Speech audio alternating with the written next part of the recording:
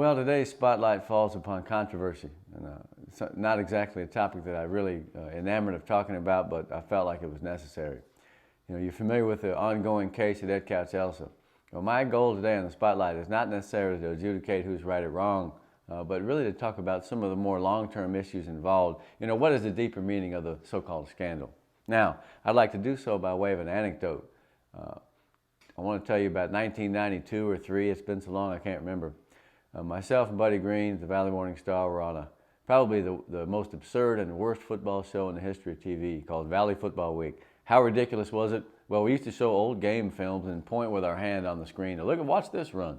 I dressed up like a turkey on Thanksgiving. Buddy was an Indian. It was absurd and it was pitiful, but we liked it. Now, you fast forward to today, and you know, I'm looking around at the sheer scope, reach, and volume of the coverage that we have. And again, I'm not saying that I think that it's necessarily bad, but I do feel like there are some unintended consequences with the amount of work that we do in the media. So, you know, you can juxtapose Valley Football Week on one hand. There was no internet back then. There was no chat rooms. There was no constant 24/7 chatter. So I think that's the thing that really strikes me the most from this Ed Couch Elsa case. You know, what if it was the case that if we put so much emphasis and so much coverage on sports that people begin to take it too seriously? You know, one might suggest that one of the reasons why, if indeed Ed Couch is guilty, maybe they feel a ton of pressure to win. And where does that pressure come from? Well, from boosters, from fan clubs, from the coaches themselves. The fact is, I just feel like the whole thing, the whole shooting match, the entire deal of high school football is starting to become excessive.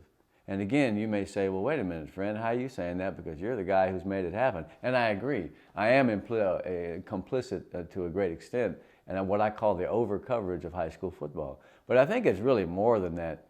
I think it's an over-coverage and an excess in almost every area of life. And on that, I would probably say that technology is most to blame. In other words, we have the capability of doing all these things, the television, the internet, the newspaper, ad infinitum. You know, it just isn't the same as it was when I got into the business back in the old days. And that's not to say that it's better or worse in many respects. Hey, I mean, kids deserve credit for doing a good job. You know, they deserve the name in the paper occasionally. That's kind of how it works. My problem is that, you know, this isn't the Pittsburgh Steelers down here. It's Lyford. It's Roma. And so, you know, I love those towns and I love those kids, and that's why I got into the business. But sometimes I feel like we're doing so much work, so much excessive, repetitive coverage that we're also generating in the fans and the boosters and the parents some negative aspects to the whole deal too. I mean, you know, the number of photographers that are on the sidelines, the number of parents that are in everybody's face demanding this and that and taking 19,000 videos of, you know, someone standing there. I just sometimes feel like the game itself and the easy things, you know, the natural essence of what we used to have has changed. And again, I'm not telling you that I think that you need to say yay or nay to Joe Solis. I'm not telling you that I think you need to say yay or nay to Channel 4, Channel 5, Fox. But when TV stations, when networks start to bid on contracts for schools to televise games, I just think that's a little excessive. And I'm not throwing my colleagues under the bus, and I'm part of this deal, and I'm in it to win it this year. I'm not so sure I'm going to be in it next year. And the simple reason is I think we're overdoing it. So why did Ed Couch get in trouble? Well, because they wanted to win too bad. Guys, this is an election year. These 16-year-old kids can't vote, they can't go to war, they can't buy beer, and we're making them into superstars. I think we need to lay back, kick back, and just let them play the game and get their grades and be decent people, and that's it. Now, I'll be back next week with a spotlight that hopefully is a little more positive. I just wanted to give you some food for thought out there. Thanks for putting up with me. Interesting take on the Celebrity Spotlight, Doc. And it's one of those things, those people that hate the paparazzi, yet will still go out and buy one of the paparazzi magazines. Yeah, and I think that is the end product, is that people come to expect things, and if they don't get it, they get mad. So, you know, the ego and the self-centeredness of the average person, I mean, let's face it, man, you go out sometimes and, you know, see parents and booster club types, and most of them are great, and I love them to death, and without them, we wouldn't be able to do it. But man, they really, truly sometimes can become excessive. And I think sometimes that the amount of the coverage that we have just feeds that appetite. I really That's do. Every parent's son or daughter has got the capabilities to go D1 and become the next Well, of professional course, athlete. and if we didn't do it for them, it's because we got a problem. Right? That's right. It's always our bad. I'll tell you what, Tony. The thing is, I love the game, and I love the fact that we get excited about football in the Valley. I mean, the fact that we're a little bit crazier than the rest, that's part of our personality.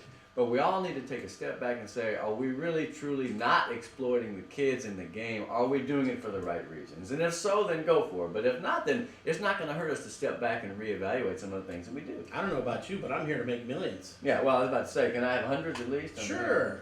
We can square Everyone else needs to do the right thing. Us, on the other hand, as hypocrites, will be glad to profit from it. As the talking heads that we are. Right. We've got more of the Huddle coming up right here on Fox 2.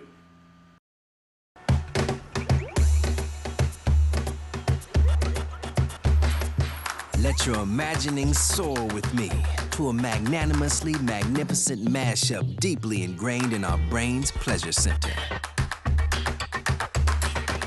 The simple joy of sublimity, where a decidedly delicious any size icy cold Coca-Cola soft drink or sweet tea is just $1.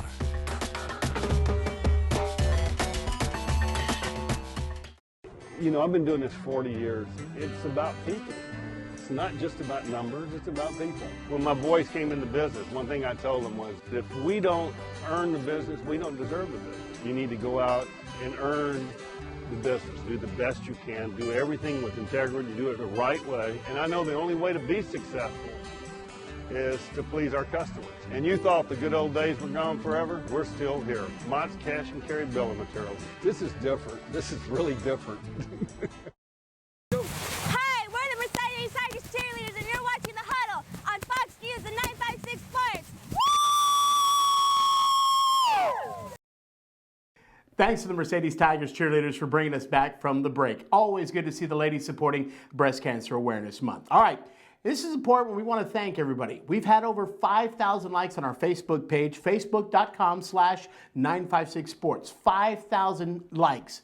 That's 5,000 different opinions. And one of the highly opinionated topics that we get on a weekly basis is our top 20. So I'm going to go to the man who puts it together for us. I didn't do that, man. We got that from Indonesia. We outsourced that. I had nothing to do with it. My grandmother, though, in Indonesia. We'll start the presidential debate in here in just a sorry while. about that, yes. Tell me what goes into the top 20. Well, Jake was telling me to tell everyone that we just throw darts. But we take a large football helmet and we pick the numbers out of the hat. Now, let's see. La Villa is in. It's Okay. that simple. No, well, look, the bottom line is when you start at a certain place in the top 20, if you lose, you move down, obviously, but you don't move down a ton unless you lose to somebody who's bad. So if you lose to a good team, you go down a couple. And it also depends on who's charging up, from the rear that really is playing great football. For instance, the Weslacos, they weren't in it for a while. Weslaco wasn't even in the top 20. All of a sudden, they're in our top 5 or 6 here. So the thing is, if you play better later in the season, you have more of a chance to move up because the games mean more. So there's all kinds of logic and reasoning. Edinburgh North was number 5 last They're week. gonna go They down. lost to Donna, who was number 1. How big of a drop is that for the Cougars? It will depend then on the teams behind them and who they played and whether they won or not. See, it's very intricately done. Our product not touched by human hands, Tony. There you go. It's Flying like monkeys will decide the top 20. trying to figure out the Pythagorean Donna theorem and right here on Sherryland, the though, right? Huddle. Donna and Sherryland got to be 1 and 2. But does Donna go up because they beat Edinburgh North and Sherryland beat a lesser team? Now we're talking Alabama, LSU again. Do we throw in quarterback rating as well? We might too. Yeah, we can throw in quarterback rating, a few other things. Yeah, but as long as we don't throw any pink pom-poms, we'll be all right. We will be very all right as long as we don't throw those pink pom-poms in. All right, let's take our picks for the week, see who's going to win, why they're going to win, and why are some teams going to lose. And, Coach, we're going to start with you. La Jolla Juarez Lincoln taking on the original, the La Jolla Coyotes. Who do you like in this game? We haven't heard much from the La Jolla schools. We got the old school Coyotes, right? We got the new school Juarez Lincoln. Juarez Lincoln moved up from 4A. Let's not forget the Lobos. Yeah, the Lobos, right? And they're playing some good ball, right? And this has playoff implications. Who's going to take that 4th spot? Juarez Lincoln or the Coyotes? And I'm going to go with Juarez Lincoln in this one. I agree with you on the Juarez Lincoln pick. What do you think, Doc? Lincoln's got some good ground game attack, man. Martin Diaz is a guy who's tough. Reyes, obviously. I like La Jolla, though, for some reason. Sammy Lucio is a playmaker, and, they need this game because they're tied right now.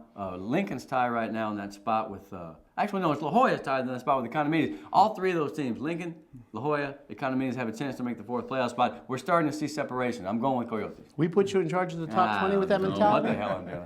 I know why you're Coyote. You're puro Coyote. That's why. Yeah, tomate, lechuga, cebolla, van a ganar La Jolla. That's the one I want to say. If you say so. Weslaco at PSG North. PSG North came up against a tough San Benito squad. Didn't fare as well as they'd like. Weslaco goes to overtime against Nicky Rowe. Weslaco is living dangerously. They had 14 penalties and missed 3 kicks. Still managed to get it done with a bomb and with 12 seconds to go. They got to get more smooth and execute better, but they're playmakers. I don't think PSG North has enough to stay with them. I really don't. That Weslaco defense, when they come at you, they're men on a mission. These guys pop. There's no stop. It's just straight pop. I like the Panthers in this one. Coach? Yeah, both offenses are the same. I mean, slot T.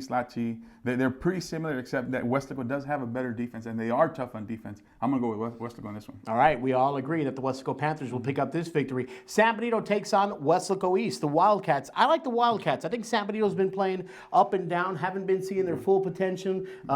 Some weeks the defense is there, other weeks it's just not showing up. Yeah, both teams, San Benito and Weslaco East, they both have a very good defense. Offensively, Weslaco East that power off, and they just pound it and get into the end zone. San Benito, they're in, they're out. I'm going to go with Weslaco East in this one. I'm going to go with the Wildcats. All right.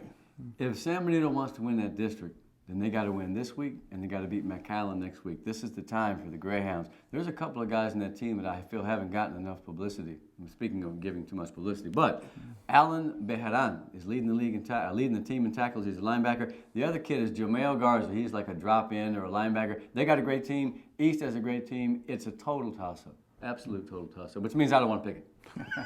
You need to. I do. I have to. Yes, sir. Yeah, East. All right, he's going. After the breakdown like that, he picks the Weslaco East Wildcats. Mission Vets travels to Ed Cal Chelsea. Homecoming weekend for Ed Cal Chelsea. Their season's still up in the air. Mission Vets, can they do it against Ed Couch? I think they can because they have a great offense. They don't even need to stop people that much. See, if Ed Couch turns the ball over like it did against Mission, then Vets will win. All right.